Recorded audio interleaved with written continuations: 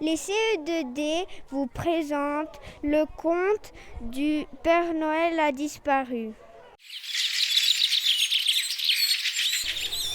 Ce matin-là, le soleil se leva, mais rien ne se passa. Ce matin-là, le coq chanta, mais rien n'arriva. Dans la forêt, il n'y avait aucun bruit. Pas de traîneau qui glisse, pas de bottes qui crissent, pas de Père Noël qui s'agite. Rien que le silence dans la forêt immense. Alors on s'étonna. Ce furent d'avant les lutins, qui comme chaque matin, sciaient, coupaient, rabotaient et traînaient des bûches de bois, qu'ils rangeaient bien droit. Ils s'arrêtèrent soudain et écoutèrent, mais rien que le silence dans la forêt immense. Ce furent ensuite les farfadets qui fabriquaient les jouets. Pan, un coup de marteau. Sriss, un tour de vis. Slash, l'affaire de Langsac. Ils s'arrêtèrent également et écoutèrent. Mais rien que le silence dans la forêt immense.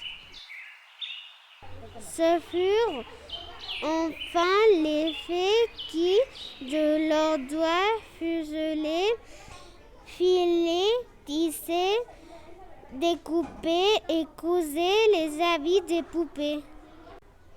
Elles écoutèrent à leur tour et écoutèrent. Mais rien que le silence dans la forêt immense. Alors on s'inquiéta. Qu'est-il arrivé au Père Noël ? Tous eurent brusquement peur qu'il lui soit arrivé un malheur si grand que plus rien ne serait comme avant. Chacun imaginait le pire. L'un qu'un ogre l'avait fait frire, un autre qu'une sorcière le faisait mijoter dans une soupière, et encore un autre qu'un loup l'avait transformé en ragoût.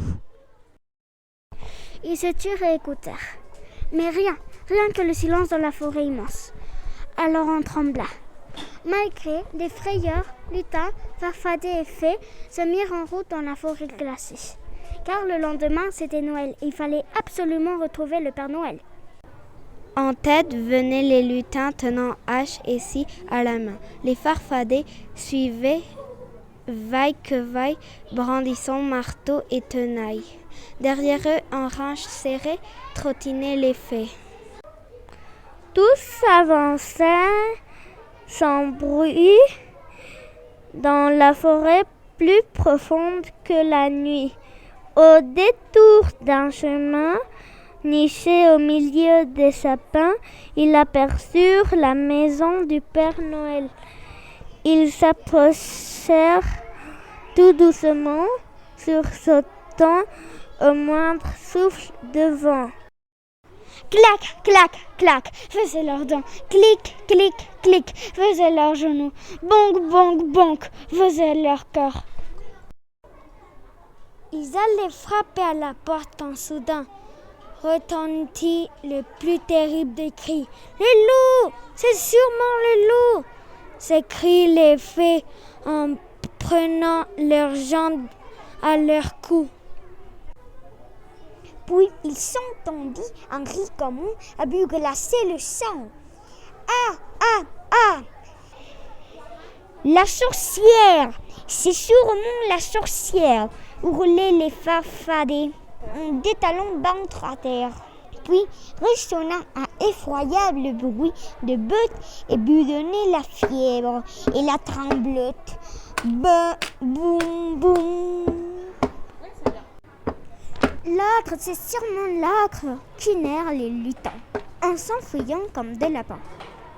Ne restait que Perlimpinpin, le plus petit lutin. Il avait aussi peur que n'importe qui. Mais le Père Noël était son meilleur ami. Alors il grimpa tout en haut de la cheminée et se glissa en tremblant dans le conduit plus noir que la nuit.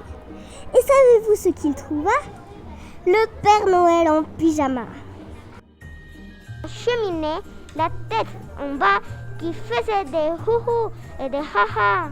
Il essayait de se dégager de la haute, Mais Père Noël, que faites-vous là s'exclama Perlimpinpin, tout en essayant de le dégager. Le Père Noël répondit en rougissant. J'ai voulu m'entraîner pour cette nuit, mais je crois que j'ai un peu grossi. Perlimpinpin le poussa tant et tant que, en 2 temps 3 mouvements, les voilà tous deux par terre, tout étourdis et noirs de suie. Le Père Noël remercia son ami et lui jura de ne manger que des salsifis jusqu'à la prochaine nuit. Perlimpinpin partit rassuré. Le Père Noël pourrait faire sa tournée